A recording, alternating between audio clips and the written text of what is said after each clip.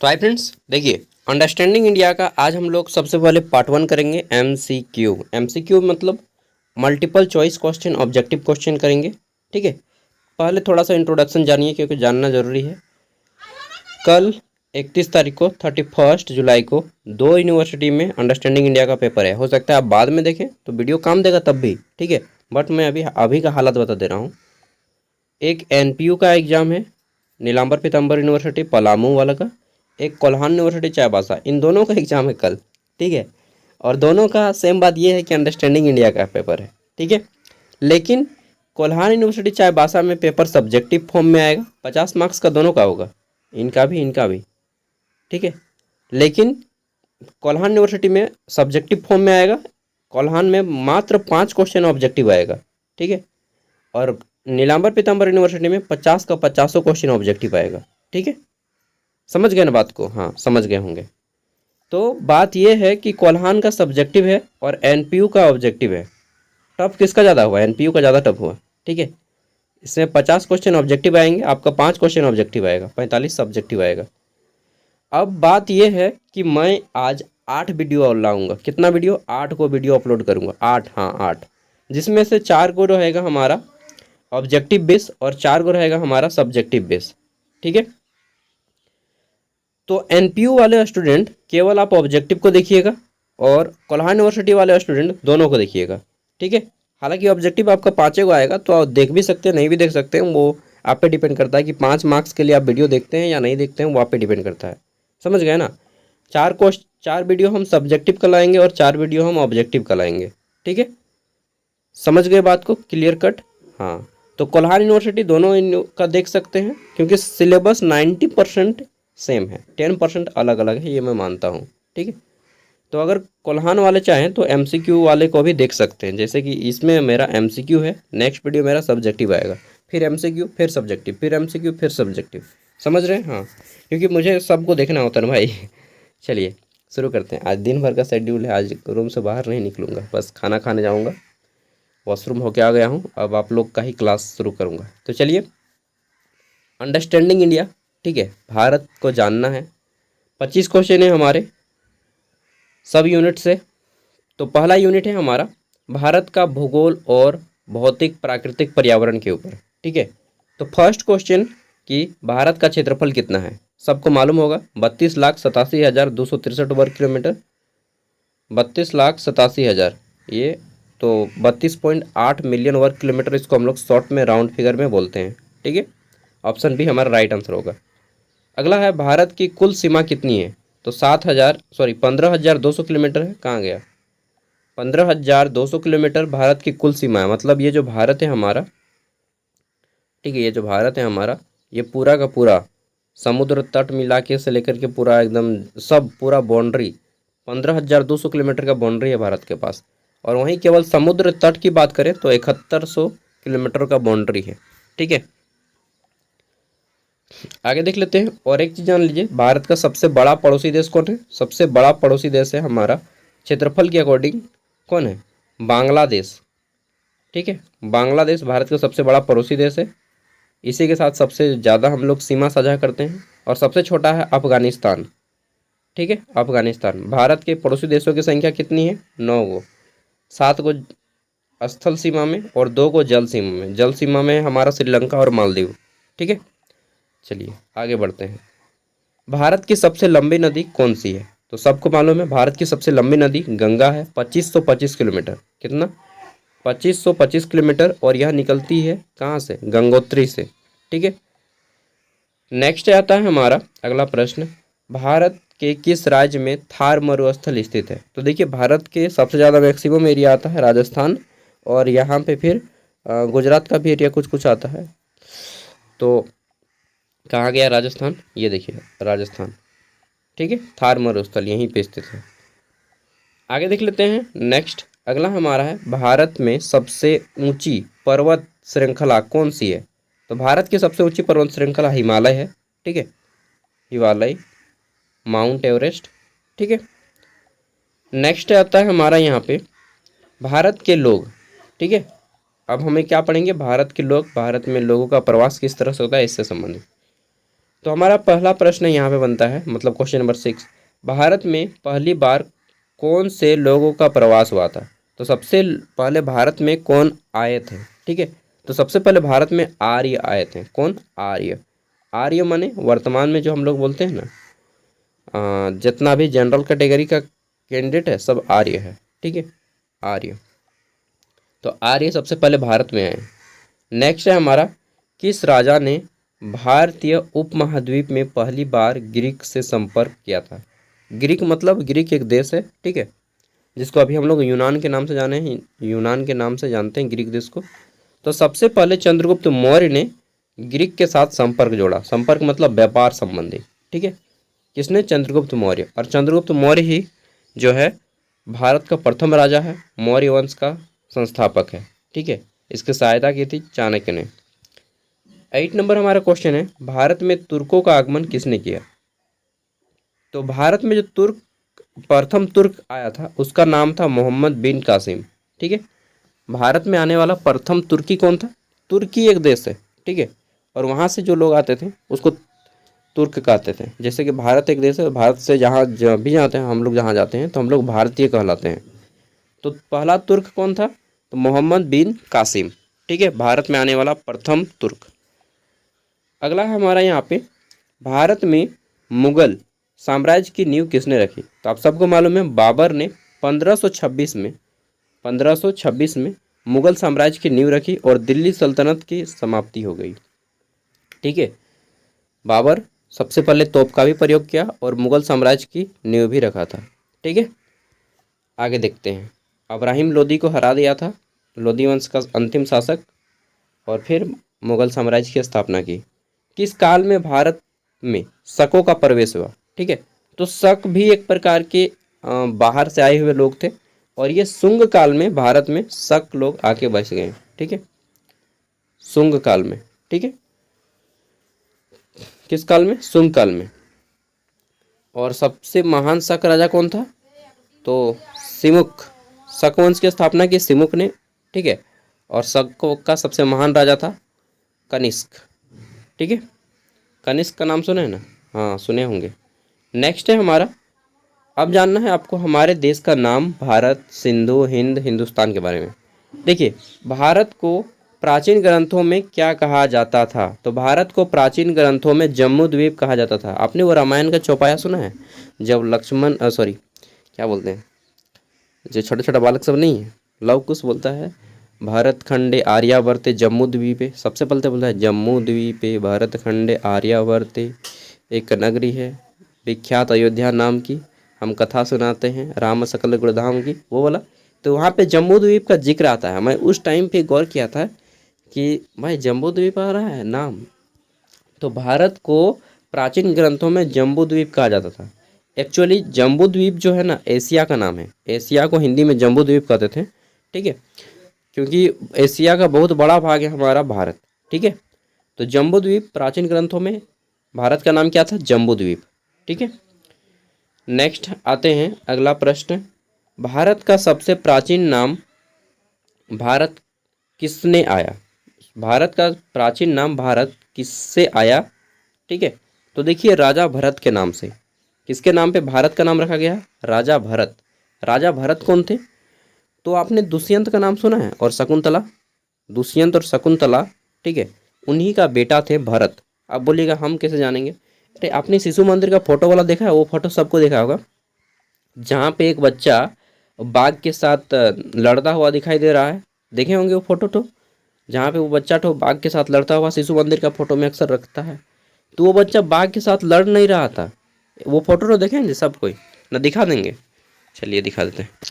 देखिए मैं सारा दिखाई देता हूँ आपको, एक पढ़ने का क्लास दूंगा, टेंशन मत लीजिए। तो देखिए ये है भरत। भरत देखिए बचपन में शेरों के साथ खेलते थे। ठीक है, और ये तस्वीर जो है शिशु मंदिर में लगाया गया है। देख रहे बाघ के साथ ये क्या लड़ाई कर रहे हैं? नहीं, ये तस्वीर आपने देखा होगा, यही है भरत, यही है भरत, इन्हीं के नाम पे भारत देश का नाम पड़ा है। ठीक है, और ये बाघ के दांत गिन रहे हैं, लड़ नहीं रहे हैं, उनके दांत गिन रहे हैं। ठीक है, तो बचपन में ही भारत इतने बहादुर थे, इतने बलवान थे कि वो बाघों के दांत गिनते थे। ठीक है, हम लोग का बाप हम लोग को देख के ही नानी याद आ जाएगा ना। तो ये है राजा भरत, ठीक है, समझ गए हैं। अब चलिए, तो हम लोग कहाँ पे थे? भारत किस महाद्वीप ये हो गया, किस काल में कहाँ पे थे यार? भारत का प्राचीन ग्रंथों में नाम क्या था? जम्बूद्वीप, ये भी हो गया। हाँ, भारत का प्राचीन नाम किससे नाम पर आया? तो राजा भारत के नाम से, देख लिए। और वो इमेज का फोटो भी आपने देख लिया। आपको ऐसा फीलिंग देंगे कि आप पक्का लग रहा होगा कि कॉलेज में पढ़ाई करते हैं एज अ प्रोफेसर के पास, ठीक है, ऐसा आपको अनुभव करवाएंगे। नेक्स्ट है हमारा, हिंदुस्तान शब्द का अर्थ क्या है? देखिए, हिंदुस्तान, ठीक है, हिंदुस्तान जो है हमारा सिंधु नदी से बना है। सिंधु, सिंधु नदी। जब बाहरी लोग आया यहाँ पे, ठीक है, तो सिंधु को इंदु बोला। क्या बोला? इंदु, ठीक है, इंदु बोला, सिंधु नहीं, उन लोग को उच्चारण नहीं होता था, तो उन लोग इंदु, इंडस रिवर उन लोग बोलता था। क्या बोलता था? इंग्लिश में इंडस, सिंधु नदी को इंग्लिश में इंडस बोला जाता है, इंडस। और इंडस मतलब कि इंडस दैट मीन्स वो नदी, और इंडस नदी के साइड में हम लोग रहते थे, भारत, ठीक है, तो सिंधु नदी के बगल में रहने वालों को इंडस से इंडियन कहा जाने लगा, ठीक है। और उसी तरह से हिंदी में सिंधु नदी के किनारे वाले को हिंदू, हिंदू कहा जाने लगा उन लोग, और हिंदू से फिर बगल में रहने वाले को हिंदुस्तान, ठीक है, तो हिंदुस्तान से फिर बना हमारा हिंदुस्तान। समझ गए? तो ये सिंधु नदी से नाम आया है, सिंधु नदी से नाम परिवर्तित होकर बदल बदल के हिंदुस्तान बना है। तो हिंदुस्तान जो शब्द का अर्थ है, इसका मतलब है सिंधु नदी के बगल में रहने वाले लोग, ठीक है।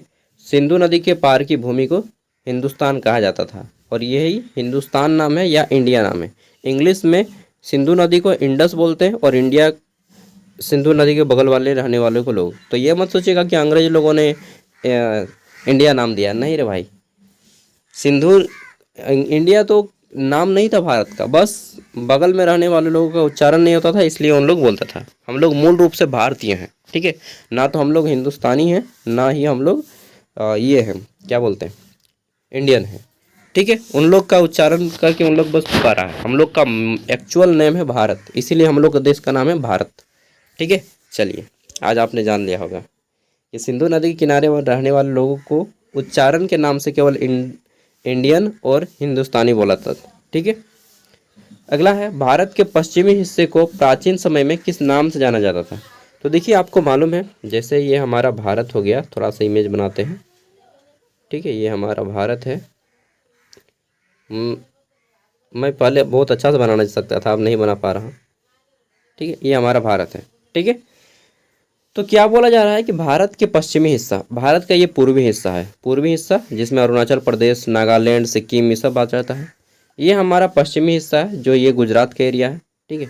ये हमारा उत्तर है, जम्मू कश्मीर तरफ, और साउथ में आ जाता है हमारा दक्षिण, ठीक है। तो क्या बोला गया है कि भारत के प्राचीन काल में भारत के किस नाम से जाना जाता था, किस हिस्से को? पश्चिम। तो ये हमारा पश्चिम है। पश्चिम को प्राचीन काल में भारत में ये पश्चिम का एरिया यहाँ तक आता था, ये यहाँ तक, ये पाकिस्तान वगैरह यहाँ पे आता था, ठीक है। और सिंधु नदी भी यहीं से निकलते थे, ये इधर इधर बहती थी अरब सागर में, ठीक है। तो प्राचीन काल में भारत के ये जो पश्चिम का एरिया था, इसको बोला जाता था, क्या बोला जाता था? सिंधु, ठीक है। इंदु, इंडस बोला जाता था, इंडस, इंडस माने इंडिया, ठीक है। तो सिंधु नदी बहती थी, इस कारण इसे इंडस या सिंधु कहा जाता था, ठीक है। चलिए, अगला है हमारा, भारत को भारतवर्ष नाम किस समय से जाना गया? भारत को भारतवर्ष नाम किस समय से जाना गया? तो देखिए, भारत को भारतवर्ष का नाम गुप्त काल में जाना गया, गुप्त काल। आपने नाम सुना है समुद्रगुप्त, ठीक है, समुद्रगुप्त का तो नाम सुने होंगे, ठीक है, जो गुप्त काल के सबसे महान राजा थे, बस उसी समय से जाना जा रहा है भारत, ठीक है। हालांकि पहले भी नाम था, लेकिन ज़्यादा प्रचलित हुआ गुप्त काल में, ठीक है। भारतवर्ष, पहले भारत कहा जाता था, और गुप्त काल में भारतवर्ष कहा जाने लगा, ठीक है। चलिए, अगला है हमारा यहाँ पे 4 नंबर, इसमें हम लोग पढ़ते हैं भारत का ऐतिहासिक पृष्ठभूमि, प्राचीन साहित्य, विज्ञान और प्रौद्योगिकी, ठीक है। इसमें आता है हमारा कि भारत में प्राचीन काल में पहला विश्वविद्यालय कहाँ स्थापित हुआ? वहीं भी स्थापित हुआ जहाँ पे लोग बाहर से पढ़ने आते थे और चाणक्य ने भी जहाँ से पढ़ाई की। ठीक है, भारत में प्राचीन काल में पहला विश्वविद्यालय कहाँ पे स्थापित हुआ? ये तक्षशिला हो जाएगा। इसको नालंदा को काट दीजिएगा, नालंदा सेकंड नंबर पे आता है।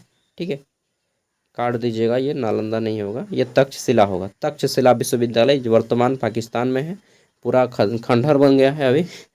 पाकिस्तानी लोग कुछ रखे न जानता है, बोलिए तो। सबसे पहले विश्वविद्यालय होना ये चाहिए था कि अभी उन लोग सबसे टॉप लेवल का नॉलेज रखता। विश्व में सबसे पहले वहाँ पे यूनिवर्सिटी खुला है यार। ठीक है, जहाँ पे सबसे पहले यूनिवर्सिटी खुला वहाँ पे अभी अज्ञानता भरा पड़ा है। देखिए समय की विडम्बना। चलिए, तो तक्षशिला विश्वविद्यालय यहीं से चाणक्य ने भी पढ़ाई की थी और ये कहाँ पे है? वर्तमान पाकिस्तान में स्थित है। ठीक है, नालंदा सेकंड नंबर पे है। नालंदा इसका राइट आंसर नहीं होगा, नालंदा बिहार में स्थित है। ठीक है, अगला है हमारा, किसने भारत में गणित और शून्य की अवधारणा दी? तो मुझे लगता है इस प्रश्न का आंसर आप सभी को मालूम है। हाँ, चलिए, आर्यभट्ट ना। हाँ, जब जीरो दिया मेरे भारत ने तब दुनिया को गिनती आई। चलिए, नेक्स्ट है हमारा, गुप्त साम्राज्य के समय कौन सा प्रमुख विज्ञान विकसित हुआ? तो गुप्त साम्राज्य के समय जो है, चिकित्सा का विज्ञान महर्षि चरक ने दिया, गणित का विज्ञान आर्यभट्ट ने दिया, खगोल शास्त्र का आर्यभट्ट ने दिया। ठीक है, और इस तरह से ये सभी इसका राइट आंसर हो जाएगा, ऑल ऑफ दीज। यानी कि गुप्त काल में भारत में बहुत ज़्यादा तरक्की की है, इसीलिए भारतीय इतिहास का स्वर्णिम काल, गोल्डन पीरियड के नाम से गुप्त काल को जाना जाता है। ठीक है, golden period of Indian history गुप्त काल को कहा जाता है। सॉरी, बगल में साउंड आपको सुनाई दे रहा होगा, बट क्या करें यार, मैं खुद झेल रहा हूँ तो आपको भी थोड़ा बहुत झेलना होगा। ठीक है, नेक्स्ट है अगला हमारा, मालूम है मेरा एज 24 हो गया, मैं अभी तक गांव से ही अपना सारा पढ़ाई किया, पूरा एमए तक। ठीक है, और सोच रहा हूँ बीएड बाहर से करूँ, रांची जाके करूँ, ना अपना गांव से ही करूँ। यही तो सोचता हूँ कभी कभी। आप लोग भी बता दीजिएगा, गांव से ही करें या रांची जाके करें। मन करता है कि रांची अगर गए, ठीक है, बीएड करने के लिए, तो थोड़ा सा ना ये हो जाएगा, हमको लगता है। ठीक है, क्योंकि गांव में अभी तक वैसी कोई नहीं है, और शहर गए तो डेफिनेटली हमको लगता है ये हो जाएगा भाई। इसलिए हम शहर जाने से थोड़ा डरते हैं, क्योंकि खर्चा भी है शहर में, मंथली लगभग 7-8 खर्चा हो जाएगा ना। चलिए, तो आप लोग बताइएगा कि who is better, village versus city? ठीक है, सभी दृष्टिकोण से। चलिए, तो भारत में प्राचीन चिकित्सा पद्धति का नाम क्या था? भारत में जो प्राचीन चिकित्सा पद्धति था, आप सभी को मालूम है, आयुर्वेद के नाम से उसको हम लोग जानते थे। ठीक है, आयुर्वेद, आयुर्वेद। इसके अलावा हम लोग योग भी करते थे, और योग के जनक कौन है? पतंजलि। कौन है? पतंजलि, सबको मालूम है। बाबा रामदेव मत लिख दीजिएगा यार, ऑप्शन में दे भी देता है बाबा रामदेव। तो आप लोग को बाबा रामदेव नहीं, पतंजलि, एक ऋषि का नाम है पतंजलि। ठीक है, पतंजलि संस्थान का तो नाम है, ये है अभी बना संस्थान, पहले एक ऋषि का नाम था, महर्षि पतंजलि। उन्होंने ही योग और जितना है प्राणायाम ये सब शुरू किया। अगला है, महाभारत और रामायण के रचनाकार कौन थे? ठीक है, तो महाभारत के रचनाकार कौन है? सॉरी यार, पेट में ना गैस हो गया। महाभारत के जो रचनाकार हैं उनका नाम है वेद व्यास। ठीक है, और रामायण के जो रचनाकार हैं इनका नाम है वाल्मीकि। ठीक है, महाभारत किसने लिखा है? जिसमें कृष्ण, महाभारत जो है हमारा द्वापर में हुआ, आप सभी को मालूम है। महाभारत कब हुआ? द्वापर में, द्वापर, जिसमें कृष्ण, कौरव, पांडव, इन सभी के बीच में युद्ध दिखाया गया है। जबकि हमारा जो रामायण होता है वह होता है त्रेता में। रामायण कब होता है? त्रेता में। आपको 4 गो युगों के बारे में नाम मालूम है? 4 गो युग है हमारा, युग कितने हैं? 4। कौन कौन? सतयुग, ठीक है, सतयुग। दूसरा कौन सा है? त्रेता युग, सत खत्म हुआ, सतयुग में शिव कांड हुआ था। ठीक है, त्रेता युग में क्या हुआ? तो त्रेता युग में रामायण हुआ। फिर द्वापर आया, द्वापर में क्या हुआ? द्वापर में हुआ महाभारत। और अभी क्या आ रहा है? कलयुग। ठीक है, कलयुग। चलिए, तो ये 4 गो युग है, सतयुग, त्रेता, द्वापर और कलयुग। ठीक है, तो महाभारत की रचना किसने की? महाभारत की रचना महर्षि वेद व्यास ने किया, जबकि रामायण की रचना महर्षि वाल्मीकि ने किया है। ठीक है, चलिए समझ में आ गया होगा। कॉपी पेन होगा तो नोट करते चलिएगा, हालांकि इसका पीडीएफ भी मैं वीडियो का डिस्क्रिप्शन में दे दूंगा। ओके दोस्तों, अगला है हमारा भारत का सबसे पुराना साहित्यिक ग्रंथ कौन सा है? ठीक है, तो सबको मालूम है वेद। वेद जो है भारत के सबसे प्राचीन ग्रंथ है और वेदों की संख्या कितनी है? 4। आप सबको मालूम है कौन कौन? ऋग्वेद, ठीक है, सबसे पुराना वेद। सामवेद, ठीक है, ऋग्वेद सामवेद, उसके बाद यजुर्वेद और फिर आता है हमारा अथर्ववेद। ठीक है, ऋग्वेद सबसे प्राचीन वेद है और यहीं से गायत्री मंत्र की उच्चारण हुआ। ओम भूर्भुवस्सुवः तत्सवितुर्वरेण्यं भर्गो देवस्य धीमहि धियो यो न प्रचोदयात्। ये गायत्री मंत्र है, ये ऋग्वेद से उत्पत्ति हुई है। सामवेद से संगीत की उत्पत्ति हुई है, सा रे गा मा पा धा नि सा। ठीक है, यजुर्वेद हमारा जो है अथर्ववेद, एक मिनट, यजुर्वेद जो है तंत्र विद्या से संबंधित है और अथर्ववेद जो है हमारा आयुर्वेद से संबंधित है। मैं थोड़ा सा बोल रहा हूँ, यजुर्वेद आयुर्वेद से संबंधित है और अथर्ववेद न कौन, ये एक तंत्र विद्या है, एक आयुर्वेद है। ठीक है, यजुर्वेद आयुर्वेद है और अथर्ववेद जो है तंत्र विद्या है। ठीक है, अथर्ववेद तंत्र विद्या है जबकि यजुर्वेद जो है हमारा आयुर्वेद है। यजुर्वेद आयुर्वेद, ठीक है। चलिए आगे बढ़ते हैं। नेक्स्ट आता है हमारा यहाँ पे, भारत में पहले मौर्य सम्राट कौन थे? तो देखिए इसका तो आंसर कर सकते हैं, भारत के प्रथम राजा, प्रथम मौर्य सम्राट चंद्रगुप्त मौर्य। ठीक है, चंद्रगुप्त मौर्य का बेटा होता है बिंदुसार और बिंदुसार का बेटा होता है अशोक, यानी कि अशोक भी मौर्य वंश के संस्थापक थे। ठीक है, और भारत का राज्य के चिन्ह अशोक के नाम पे ही रखा गया है। ठीक है, संस्कृत में सबसे पहला काव्य ग्रंथ कौन सा था? तो देखिए सबसे पहला ग्रंथ संस्कृत में रामायण, महाभारत, भगवत गीता या ऋग्वेद। तो सबसे पहले जो है काव्य पूछा गया है, यहाँ पे ग्रंथ नहीं, काव्य ग्रंथ। ठीक है, काव्य। ठीक है, तो काव्य ग्रंथ की जब बात की तो आप रामायण का नाम लिखिएगा और ग्रंथ पूछे तो फिर आप लिखिएगा वेद। ठीक है, तो यहाँ पे हमारा क्या हो जाएगा? रामायण, काव्य ग्रंथ। ठीक है, चलिए अगला है हमारा, भारत के किस काल में विज्ञान में अद्वितीय विकास हुआ? तो भारत के किस काल में विज्ञान में अद्वितीय विकास हुआ? गुप्त काल में। क्यों? क्योंकि इसी गुप्त काल में कौन आए थे? आर्यभट्ट। ठीक है, और इन्होंने जीरो और दशमलव की खोज की। इसके अलावा इन्होंने ये भी बताया कि पृथ्वी अपने स्थान पे नहीं बल्कि पृथ्वी घूमती है, सूर्य एक स्थान पे रुका हुआ है। तब लोगों ने मजाक बना दिया कि भाग बुड़बक, सूर्य घूरता है, अति सूर्य रुका हुआ है और पृथ्वी मतलब पृथ्वी घूम रही है, तो हम लोग काहे नहीं गिरते हैं? इस तरह से लोग पहले समझते थे कि सूरज घूमता है, सूरज घूमता है। बचपन में तो हम लोग भी समझते थे कि सूरज ठो ना घूम रहा है, ठीक है, और पृथ्वी के स्थान पर खड़ी है। लेकिन एक्चुअल में क्या होता है कि पृथ्वी घूम रही है, सूरज एक स्थान पर स्थिर है। ठीक है, तो गुप्त काल। नेक्स्ट आ जाता है हमारा 25 नंबर क्वेश्चन, भारत में आयुर्वेद के शास्त्र का प्रमुख ग्रंथ कौन सा है? ठीक है, तो भारत में आयुर्वेद का प्रमुख ग्रंथ कौन सा है?